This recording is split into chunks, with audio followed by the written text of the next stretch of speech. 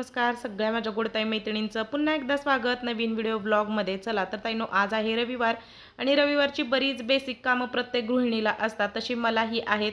खरं तर ही माझी कामं सोमवारची आहेत, म्हणजे मुलं आठवडाभर एकतर ती स्कूलला जातात, त्यांचं वेगळं रुटीन असतं, त्यांना थकलेलं असतात, त्यांना एक हे असतं। त्यात आपण पण रविवारी आपली कामं काढायची म्हटलं की त्यांना आपलं मग चिडचिड होते कधी जास्त काम झालं की। त्याच्यापेक्षा मी ही कामं कधीच रविवारी काढत नाही। मी नेहमी सांगते की मी सोमवारी मुलं शाळेत गेल्यावर शांततेत ही कामं करते, पण आज जसं की दुपारनंतर काहीच असं करमत नव्हतं, किंवा आज आदिती अनुष्काने सुद्धा अतिशय त्रास दिला मला खूप जास्त। आजचा रविवार त्यांनी हे केलेला आहे। मग 4 वाजल्यापासून असं काही काम पण नव्हतं आणि स्वयंपाकाची काही गडबड नसतीच, रविवारी काहीतरी स्पेशल होतंच, त्याच्यामुळे संध्याकाळी जास्त स्वयंपाकाचं हे नव्हतं। म्हणून मग म्हटलं चला की आज सगळ्या ज्या भाज्या आणलेल्या होत्या, तर कालचा बाजार काय मी तुमच्याशी शेअर केला नाही। बऱ्याच भाज्या सगळं आणलं, पण पालेभाज्या भरपूर मिळाल्या। आता कसा पाऊस पडतोय ना, तर पालेभाज्या येत आहेत भरपूर बाजारात। आणि असं म्हणजे पावसात खाऊनी पण ना ताज्या खाऊनी म्हणतात, किंवा खाऊ नयेत जास्त पालेभाज्या, पण आता येतात एवढ्या ताज्या की मन राहत नाही बाजारातून आणायचं, मग त्या आणाव्याच लागतात। आणि मग दुसरं तरी आठवडाभर काय करायचं हा प्रश्न नेहमी पडतो। तर चला म्हटलं आज रविवारीच हे काम काढलं, आणि माझ्याकडं अजिबात कोणतीच वाटणं शिल्लक नव्हती। आणि रविवारी कधी कधी मग वाटणं काय केली नाहीत ना, तर सोमवारी इतकं जास्त सकाळचं गडबड होते ना, खरंच खूप जास्त। त्याच्यामुळे म्हटलं नको, आज करूनच घेऊया। आणि फ्रीज पण इतका गच्च झालेला बघितलं तुम्ही, अगदी काही जागा नव्हती। तर सगळ्यात पहिल्यांदा पालकची भाजी, तर पालक माहीत आहे ना होतो एवढासा, आणि त्याची पेंडी असते एवढी मोठी, त्याची देठं, ते सगळं फ्रीजमध्ये अडचण। तर आज ही सगळी कामं काढली, आणि आजच्या व्हिडिओमध्ये तुम्हाला मी बऱ्याचशाच टिप्स देणार आहे, आणि तुमच्याकडेही काही टिप्स असतील त्याही मला द्या। माझ्या ज्या मला माहीत आहेत त्या मी तुमच्याशी सांगते की आठवडाभराचं मी नियोजन कसं करते। कारण तुम्ही पाहता व्हिडिओमध्ये की माझं सकाळचं रुटीन खूप जास्त असं गडबडीचं धांदलेचं असतं, म्हणजे डबे एकाच टायमाला सगळ्यांचे ॲट अ टाईम द्यावे लागतात, त्याच्यामुळे मला सकाळी ती गडबड होते। म्हणून मग मी बऱ्याच गोष्टी अशा प्रिपेअर करून ठेवते की जेणेकरून मला हे होऊ नये। आणि ना असं नाही की सगळ्यांचे डबे द्यावे लागतात म्हणून मी अगदी पहाटे 4ला उठूनच स्वयंपाक वगैरे कर, नाही, माझ्या ह्याच्यात बसल तसं मी करते। मग त्या पद्धतीने म्हटलं चला करूया। तर पालकची भाजीची देठं सगळी काढून घेतली, कांद्याची जी पात होती त्याचे कांदे काढून घेतले, आणि ती सुद्धा बारीक नाजूक चिरली। इतक्या कोवळ्या आणि ताज्या भाज्या होत्या ना ताईंनो, की त्यातनं काहीच असं निघलेलं नव्हतं। शेपूची भाजी सुद्धा मी चिरून ठेवली ह्यावेळेस, कारण पालेभाज्या जास्त दिवस टिकत नाहीत असं म्हणतात, मला तो अजिबात अनुभव नाही। माझी एखादी पेंडी जर ह्या आठवड्यात नाही करायची झाली तर पुढच्या आठवड्यापर्यंत राहते, म्हणजे मी अशीच पिशवीत ठेवते, पण काय माहिती माझ्या भाज्या तर राहतात। तर शेपूची भाजी पण बारीक चिरून घेतली। आता मेथीची भाजी निवडायला घेतलेली आहे। तर इकडे बघू शकताय, फास्ट आणि फॉरवर्ड त्यांनी केलं, पण 1.5 तास ह्याच्यात गेला। मेथीची भाजी जरा निवडायला वेळ जाते, कांद्याची पात पण अशी नाजूक बारीक चिरली की त्याची भाजी पटकन वाफेवरती शिजते। आणि त्यातल्या त्यात आणखीन शेपूची भाजी, ती सुद्धा अगदी बारीक चिरले, बघू शकताय तुम्ही व्हिडिओमध्ये।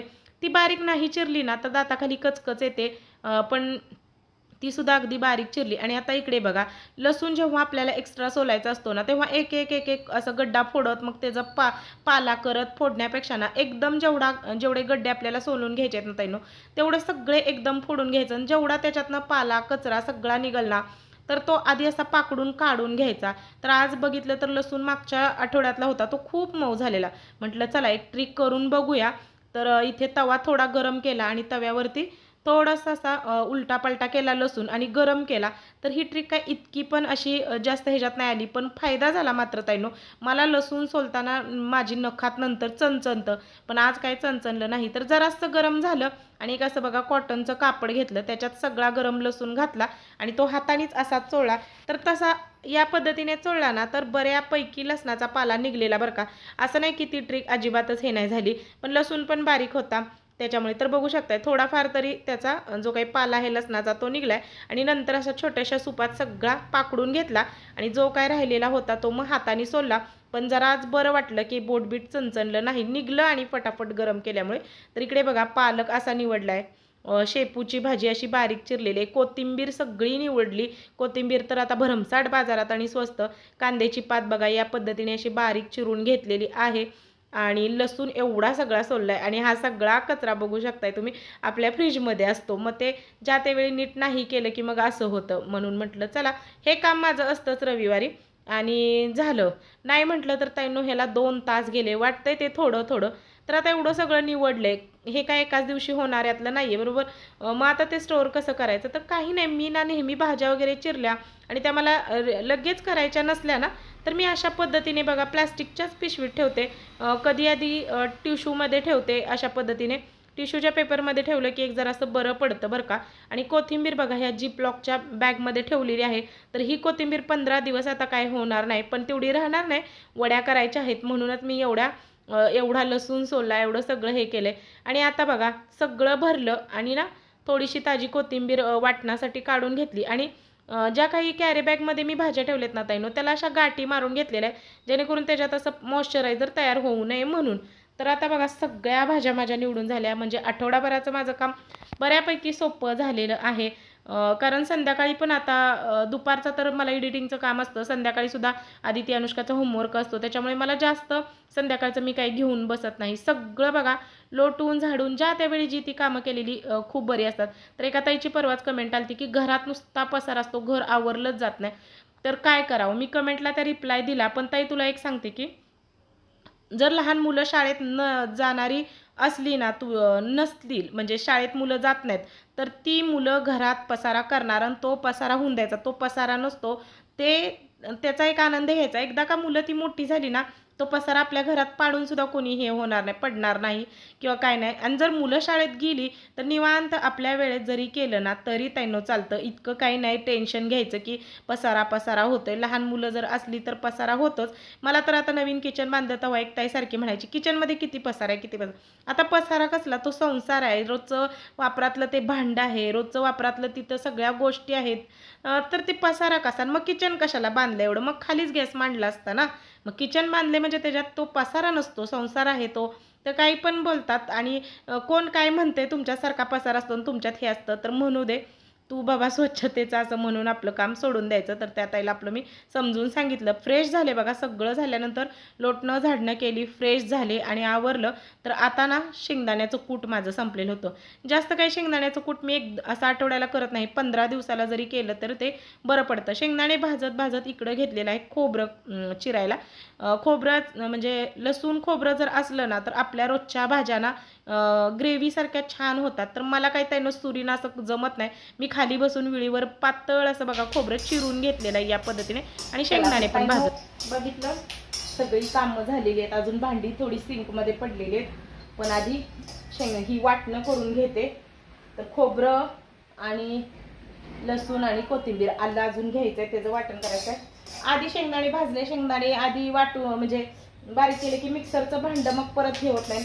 एवढे असे 5 किलोचं कूट जरी आठवड्याला करून ठेवलं ना तर खूप मोठं काम होतं खरंच. आणि आता ना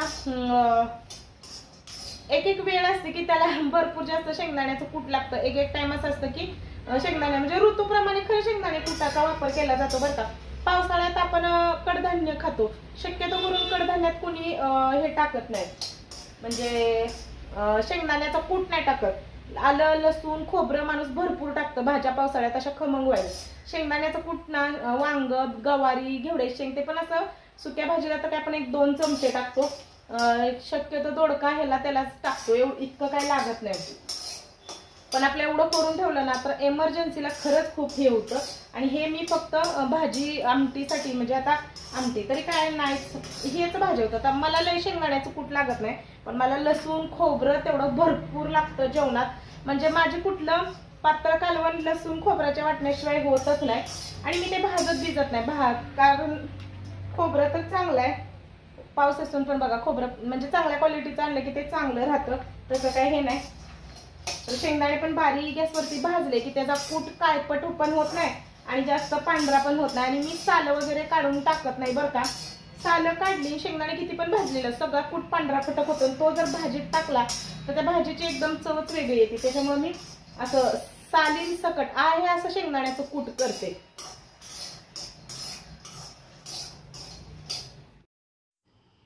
तर शेंगदाणे भाजले आणि ते थंड करायला ठेवले.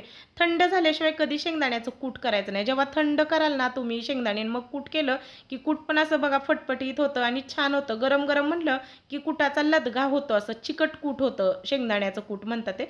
मग गार व्हायला ठेवले आणि तोपर्यंत एक दुसरं हातासरशी काम करून घेतलं. ह्या मागच्या आठवड्यातल्या थोड्याच मिरच्या राहिलेल्या, त्याची देठं जी आहेत ना ती अशी काढून घेतली, जेणेकरून आता तुम्ही बघताय पालेभाज्या जर सकाळची एखादी चटकन फोडणीला टाकायची म्हणली तर तो पण ताप नको. खरंच सांगते, ज्या वर्किंग वुमन आहेत ना तर अशा पद्धतीने रविवारचं करतच असतील. खरं म्हणजे पर्यायच नसतो हा. मी काही वेगळं सांगत नाही ताईनो, तुम्ही पण करत असाल. पण आपलं एक असतं ना, दुसऱ्याचं बघितलं की हुरूप येतो, करायला बरं वाटतं. अशा तुमच्याच कमेंट असतात. तर इकडे बघा ह्या मिरच्या अशा मी तोडून ठेवल्या, आलं मिरच्या. आणि हा बघा थोडासा पुदिना वगैरे मी असे जे बॉक्स असतात ना मिठाई वगैरे आणलेले त्यात मी ठेवून देते. तर आता बघा सगळं बारीक करायला घेतलेलं आहे. तर मी सगळा गॅस कट्टा आत्ताच आवरलेला होता म्हणून सरळ पेपर घेतला. कधी आपण मिक्सरवरती वाटणाचं काम करत असलो ना त्यानं पेपर घ्यायचा आणि पेपर कसं उचलून मग झाडता येतो आणि तेवढंच पुसलं तर ते क्लीन राहतं. तर आता शेंगदाण्याचा कूट घेते करून. शेंगदाणे अगदी गार झालेले आहेत. जसं की म्हटलं शेंगदाणे गार झाल्याशिवाय कूट नाही करायचा, नाहीतर तो सगळा चिकट होतो. अशा पद्धतीने आता हा एवढा कूट केलाय ना तरी मला 15 दिवसाच्या वरती जातो. पण जेव्हा उपवास असतो, खिचडी बनवतो ना ताईनो, तेव्हा मात्र मी वेगळे त्याच दिवशी शेंगदाणे भाजते आणि हे करते. हे फक्त भाजीचं आणि स्वयंपाकाचं शेंगदाण्याचं कूट आहे. उपवासा दिवशी मी त्या दिवशी करते, हे वापरत नाही. कधी आपला चमचा आहे ते स्वयंपाक करताना खरकट इकडं तिकडे लागतंच, मग ते उपवासाला कसं वापरायचं म्हणून मग मी ज्या त्या दिवशी उपवासाचं करत असते. आता हे बघा एवढं असं झालं. आणि लसूण खोबरं हे वाटण बऱ्याच जणांच्यात असतं पण जे घालत नाहीत ना किंवा कुणाला आवडत नाही, पण ह्या वाटणानं खरंच सगळ्या भाज्या खूप चांगल्या होतात. तर सगळ्यात पहिल्यांदा ना ताईनो खोबरं वाटून घेतलेलं आहे. तर एकदम बारीक खोबरं, अगदी तुम्ही बघू शकताय कूट खोबऱ्याचा केल्यासारखं, म्हणजे इतकं बारीक खोबरं वाटलेलं आहे. त्याच्यानंतर बघितलं जेवढं खोबरं आहे त्याच्या अर्ध लसूण, भरपूर सारी कोथिंबीर आणि आल्याचा एक मोठा तुकडा घेतलेला आहे. हे वाटण आपण भाजीत फोडणी देताना टाकलं, छान लसूण खोबऱ्याचा वास येतो आणि एक कढीपत्ता वगैरे टाकल्यानंतर फोडण्या छान बसतात. आणि आमच्यात कुटापेक्षा जास्त लसूण खोबऱ्याच्या भाजी सुक्की नाही म्हणत मी, आमट्या आपण कालवणं म्हणतो ना, अख्खा मसूर, मूग, चवळी, वांग, दोडका, ह्या जे पालेभाज्या किंवा फ्लॉवर वाटाण्याचं कालवण असं जेव्हा आपण फळभाज्या करतो ना पातळ रस्सा भाजी, तेव्हा हे वाटण खूप उपयोग येतं. तर आता बघा नंतर मी आधी खोबरं वाटून घेतलं आणि नंतर कोथिंबीर, आलं, लसूण घेतलं आणि नंतर पुन्हा एकदा एकत्र वाटून घेतलं. आणि आता बघा एकदम स्मूथ असं वाटण करून घेतलेलं आहे. आणि मी ही वाटणं नेहमी स्टीलच्या डब्यात ठेवते, प्लॅस्टिकमध्ये किंवा काचेचं काही माझ्याकडे बाउल वगैरे म्हणजे तशा हे नाही आहे चौकोनी कंटेनर, तर मी स्टीलमध्येच ठेवते. तर बघा एवढं डबा भरून झालेला आहे. तर आठवडाभर काय टेन्शन नाही. आता शक्यतो करून मला मूग, चवळी, मटकी ह्या आमट्यांना हे वाटण लागतंच म्हणून मी करते. तर हे बघा झालं, मस्त असं भरलं, एक छोटासा चमचा त्यात घातला आणि ते ठेवून दिलं. काम झालं आठवड्याभराचं. आता माझ्या लक्षात आलं की आलं लसणाची जी पेस्ट आहे ना ती सुद्धा संपलेली आहे आणि आलं पण बाजारातनं भरपूर आणलेलं होतं. तर म्हटलं चला तोपर्यंत मी आधी आलं पाण्यात भिजत घातलेलं बरं का. आणि आता त्याच्यावरचं साल काढून घेते आणि बारीक चिरून घेते, म्हणजे वाटण पण बारीक होतं. अख्खं ओबड धोबड त्या मिक्सरला पण लोड द्यायचा नाही बरं का. आपण थोडं आधी कष्ट घेतले ना तर एखादी वस्तूसुद्धा ती तितक्याच ह्यानं चांगली चालते. आपण त्याच्यात भरमसाठ घातलं की काही इलेक्ट्रॉनिक वस्तू त्यांच्या वेनं नाही गेलं तर त्या बिघडतात. म्हणून मग मी अशा पद्धतीने बघा आलं लसणाची पेस्ट करून घेतली. कोणत्याही वाटणात ताईंनो पाण्याचा एक थेंबसुद्धाही तुम्हाला घातलेला दिसत नसेल. तर आलं लसणाची पेस्ट एकदम जास्त मी करत नाही, नंतर कधी कधी ना आंबूस वास फ्रीजमध्ये ठेवलं तर ते आंबूस वास आल्यासारखं मला तरी वाटतं. म्हणून मी आलं लसणाची पेस्ट पण अगदी थोडीशीच, काय आलं लसूण पेस्ट मी रोजच्या जेवणात वापरत नाही. असं आपण छोले वगैरे करतो ना ग्रेव्हीच्या भाज्या तेव्हा मात्र लागतं. सगळी वाटणं सगळं झालं ताईंनो. आता बघा सुऱ्या वगैरे इतक्या काय खराब झाल्या नव्हत्या म्हणून पुसल्या आणि पुसूनच ठेवल्या. आणि हे बघा हे सोपं काम झालं की नाही, पेपरनी बघा उचलला पेपर बाहेर, त्याच्यावरचा कचरा झाडला. म्हणून मी मगाशी भाज्या निवडताना पण पेपर घेऊन बसलेली, त्याच्यावरती आपल्या भाज्या निवडून झाल्या. आणि हे आठवडाभराचं खरंच ताईंनो सोपं काम झालं. मला दुपारचं आता व्हिडिओचं एडिटिंग वगैरे असतं त्याच्यामुळे मी शक्यतो आता करून घेत असते. तर बघा आठवड्याची जी काही आपली घाई गडबड होऊ नये म्हणून जी काही मी तयारी ताईंनो करते ते तुम्हाला सांगते, जेणेकरून म्हणजे एक सकाळच्या डब्यांची खरंच गडबड होत नाही. किती नाही म्हटलं तर हे सगळं ऐनवेळी करायला खूप जास्त वेळ जातो. त्याच्यापेक्षा असं जर तुम्ही आठवड्याचं नियोजन करून ठेवलं ना तर खरंच एकदम म्हणजे वर्किंग वुमन असाल तर एक नंबर काम होणार, कारण नुसत्या भाज्या कट रात्री जरी केल्या, दुसऱ्या दिवशी फोडणी दिल्या, हे सगळं तयार असेल तर मला नाही वाटत जास्त वेळ स्वयंपाकाला लागेल. तर हे बघा शेंगदाण्याचं कूट सगळं तुम्ही पाहिलेलंच आहे. लसूण खोबरं असं बारीक करायचं नाही, तर आमटी काय असं केलं की त्याच्यावर तरंगलं की ते दिसताना कसं तर दिसतं, म्हणून मी असं एकदम बारीक करून घेते. तर हे पण करून ठेवले. अद्रक आलं लसणाची पेस्ट केलेली आहे बघा ताजी. तर मी ह्या कोणत्याच वाटणात पाणी आणि अजिबात मिठाचा वापर करत नाही. जे आहे ते असंच. हे काय अगदी 15 महिनाभराचं नाही आहे ताईनो, आठवडाभराचंच आहे हे. या आठवडी त्या आठवडी संपतं, मग मी ते करत राहते. तर बघा थोडीफार कोथिंबीर सगळी जी निवडलेली होती ना, ती ह्याच्यात वरती काढून ठेवलेली अशी. ही धुवून स्वच्छ वाळवून ठेवलेली आहे बरं का. आणि ताईनो कोथिंबीर मी कशी स्टोअर करायची नेहमी सांगते. तर आत्ताची कोथिंबीर निवडलेली मी ती बाजूलाच ठेवली. आणि ही जी कोथिंबीर बघताय तुम्ही ताईनो, तर ही कोथिंबीर ना माझी मागच्या आठवड्यातली आहे, म्हणजे मागच्या शनिवारची. तर तुम्ही बघू शकता ही स्वच्छ धुवून सुकवून मी अशी टिश्यू पेपरवर आणि जाळीचं असं हे छोटंसं आहे तर ह्याच्यात ठेवले. तर एका आठवड्यापूर्वीची कोथिंबीर तुम्ही बघू शकताय किती छान आहे. पण मी ह्याच्यात ताजी कोथिंबीर वापरले. आणि ही काय मग आपल्याला रोजच्या आमटीत वरून टाकायला होते, तर ही एक सोय झाली की चटकन घेतली, स्वच्छ धुतलेली चिरली आणि भाजीवरती टाकली.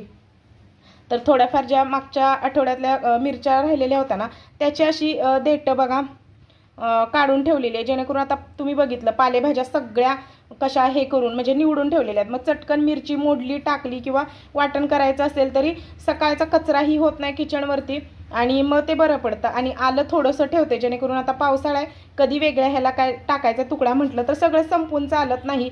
गृहिणींना ते असं म्हणजे हेच असतं की थोडंसं काहीतरी ठेवायचं. हा झाला हे सगळं.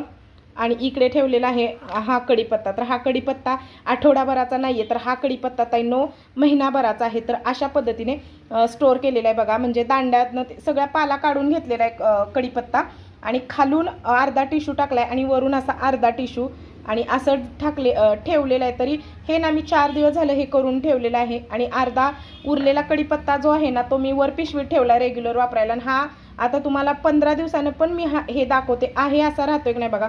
फक्त ह्याच्यावरती पॅक झाकण लावलं ना, तर ह्या कढीपत्त्याला काहीही होत नाही. आता अशा पद्धतीने बघा ही वाटणं मी आठवडाभराची ही वाटणं माझी तयार झालेली आहेत. आता मला सकाळचं काही टेन्शन राहणार नाही. आणि हो, हा लसूण बघा एवढा असा लसूण पण ठेवलेला आहे, जवळजवळ अर्धी बाटली आहे. पालेभाज्यांना चटकन आता लागणार, सकाळ असो किंवा संध्याकाळी जरी असलं तरी गडबड असतेच. मग लसूण पण एवढा असा ठेवलेला आहे आणि तो काचेच्या भरणीत ठेवलेला आहे.